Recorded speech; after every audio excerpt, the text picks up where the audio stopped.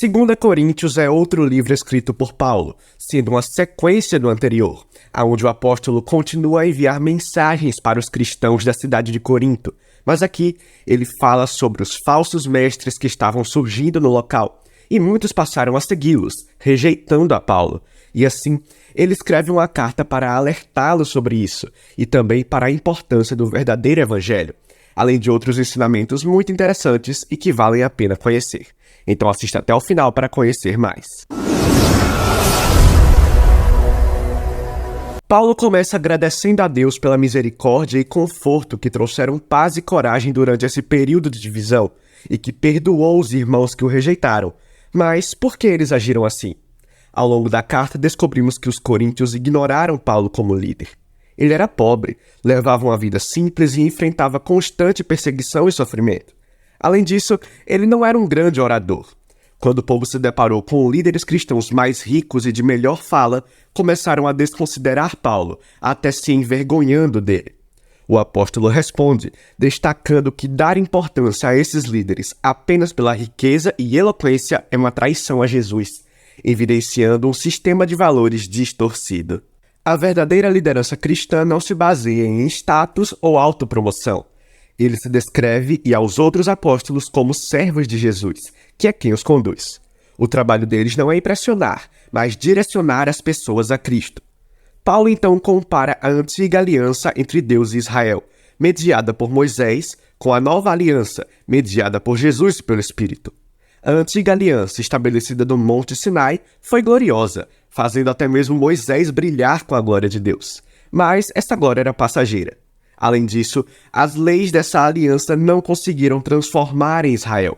Em contraste, a nova aliança é ainda mais gloriosa, pois Jesus ressuscitado é a própria glória de Deus, e seu Espírito transforma as pessoas para serem mais fiéis. Porém, Paulo mostra como o ato na cruz inverte as ideias dos coríntios sobre glória e sucesso. A exaltação de Jesus como rei ocorreu através do sofrimento, execução e morte, revelando a sua salvação, além de demonstrar o caráter de Deus, um ser de amor incondicional, que sofre e busca o bem dos outros.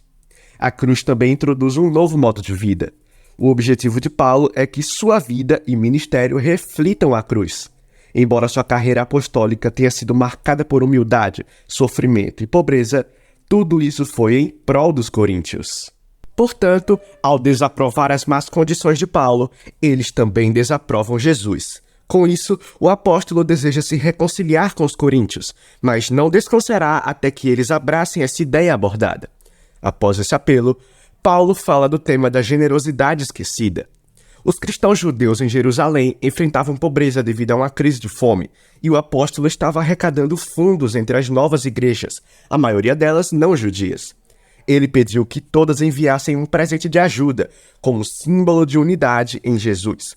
E muitas estavam animadas para contribuir, mas os coríntios, em meio ao conflito com o autor, não haviam poupado para a doação. Para Paulo, isso vai além do dinheiro.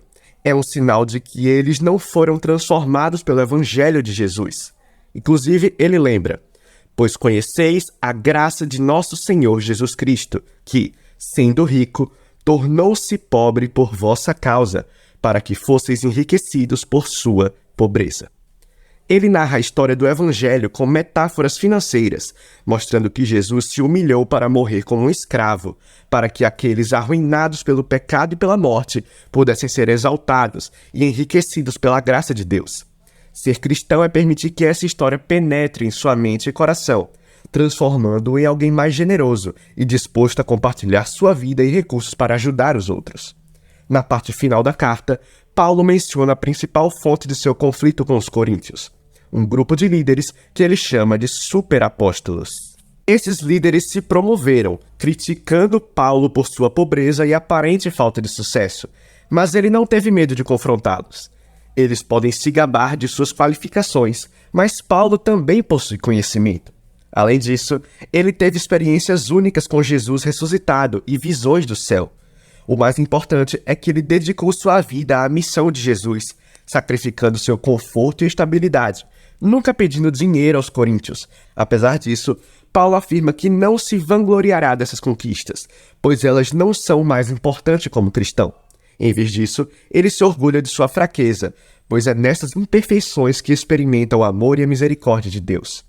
Como Jesus disse a Paulo, a minha graça é suficiente para você, pois o meu poder se aperfeiçoa na fraqueza. Ele conclui a carta com um sério aviso aos coríntios.